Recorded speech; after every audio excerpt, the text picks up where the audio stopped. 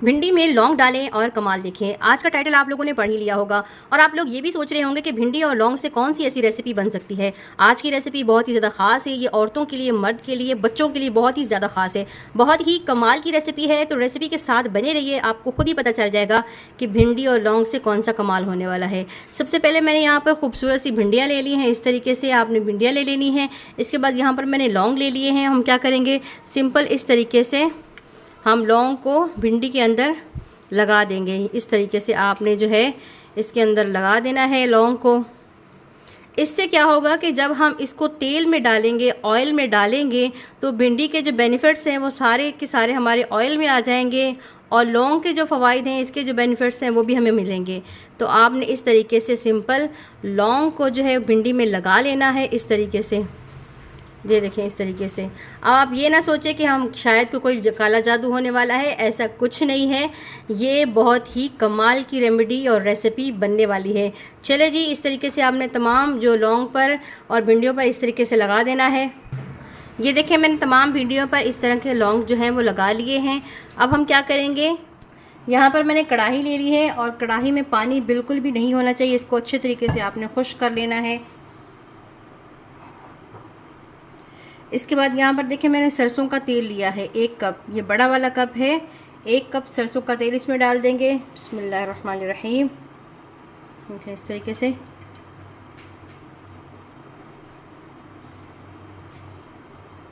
इसको हम हल्का सा गर्म करेंगे।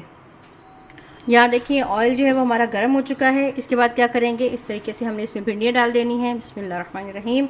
जितनी भिंडियाँ जो है आपने तैयार की हैं वो सारी की सारी इसमें इस तरीके से डाल देंगे। ये देखिए, इस तरीके से आपने सारी भिंडियाँ इसमें डाल देनी है।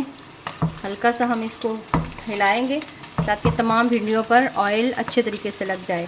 यहाँ पर आंच को हम लो कर देंगे। पहले हमने आंच को तेज़ रखा था ताकि तेल गर्म हो जाए। अब तेल गर्म हो चुका है। इस पॉइंट पे आपने आंच को लो कर देना है। इसके बाद यहाँ देखिए, 1 चम्मच भर के, बड़ा वाला चम्मच भर के मैंने लिया है मेथी दाना। ये हम इसमें डाल देंगे। बिस्मिल्लाहिर्रहमानिर्रहीम। उसी मिकदार में हम कलौंजी ले लेंगे। बिस्मिल्लाहिर्रहमानिर्रहीम। अच्छा, यहाँ पर 6 से 7 कलियाँ लहसुन की हैं। इनमें मैंने क्या किया है, 2-2 पीसेस में डिवाइड कर लिया है ताकि ये अच्छे तरीके से पक जाएं। ये हम इसमें ऐड कर देंगे। इसके बाद यहाँ पर मैंने एक मीडियम साइज़ का प्याज लिया है। इसको मोटा मोटा काट लिया है। ये भी इसमें ऐड कर देंगे।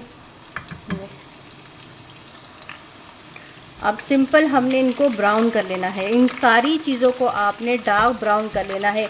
अच्छे तरीके से पकाना है ताकि इनके सारे फ़वाइद हमारे ऑयल में जाएं। अब तक तो आप लोग ये भी समझ चुके होंगे कि कौन सी चीज़ बन रही है। हम बना रहे हैं बालों के लिए हेयर ऑयल, जिसके हज़ारों फ़वाइद हैं।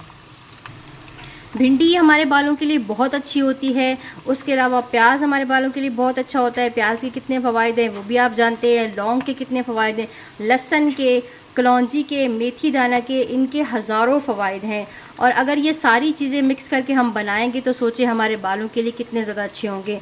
ये ऑयल आपके बालों को लंबा भी कर सकता है। उसके अलावा आपके अगर बाल झड़ रहे हैं तो उसके लिए बहुत अच्छा है। अगर आपके बालों पे गंजपन आ गया है उसके लिए बहुत अच्छा है। अगर आपके बाल वाइट हो चुके हैं उसके लिए बहुत अच्छा है। लौंग जो है वो बाल जो वाइट हो जाते हैं उनके लिए बहुत ही अच्छा होता है।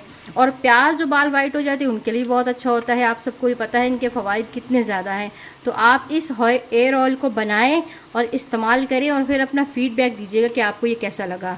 अगर यहाँ पर मेरी वीडियो आपको पसंद आ रही है तो प्लीज़ मेरे चैनल को सब्सक्राइब कर लें, बेल आइकन को प्रेस करें ताकि नेक्स्ट टाइम ऐसी हेल्पफुल वीडियो जब भी मैं अपलोड करूँ आप सब तक पहुँच जाए। और भिंडी के हवाले से मैंने पहले भी बहुत सारी वीडियो अपलोड की हुई हैं, मैं एंड स्क्रीन में दे दूँगी, आप जाकर वो भी देख सकते हैं। अच्छे तरीके से हमने इनको ब्राउन कर लेना है। अभी हमारे प्याज देखे कच्चे हैं, लहसुन भी कच्चा है, तो आपने इनको जलाना नहीं है। इनको हल्का सा हमने ब्राउन करना है, जैसे कि हम प्याज़ों को डार्क ब्राउन करते हैं, बिल्कुल वैसे ही हमने इनको ब्राउन कर लेना है। यहाँ देखिए, ये ब्राउन हो चुके हैं। इसी तरीके से करने हैं आपने, ज़्यादा नहीं जलाना इनको, बस आपने इनको ब्राउन करना है। अब क्या करेंगे, सिंपल हम इसको उतार लेंगे और ठंडा कर लेंगे। ठंडा करने के बाद आप किसी भी जार में भर के इसको रख सकते हैं।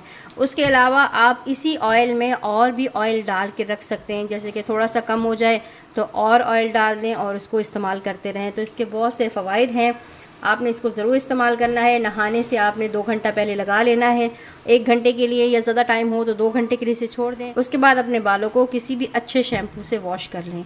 ठीक हो गया। चले जी हम अब इसको ठंडा कर लेते हैं। ये देखें, इस तरीके से मैंने ऑयल को जो है वो छान लिया है। इसी तरीके से आपने छान लेना है, तमाम चीज़ें आपने निकाल लेनी है, ऑयल को अलग कर लेना है। और इस ऑयल को आप इस्तेमाल करें नहाने से 2 घंटा पहले या 1 घंटा पहले।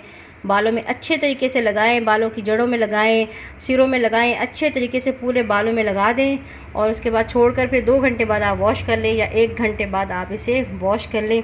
इससे आपको बहुत से फ़वाइद मिलेंगे। जैसे कि पहले वीडियो में मैंने बताया कि इसके एक नहीं हज़ारों फ़वाइद हैं। इंशाल्लाह ये आपकी रेसिपी बहुत ही ज़्यादा पसंद आएगी। बस आपने एक दफ़ा इसको लाजमन ट्राई करना है।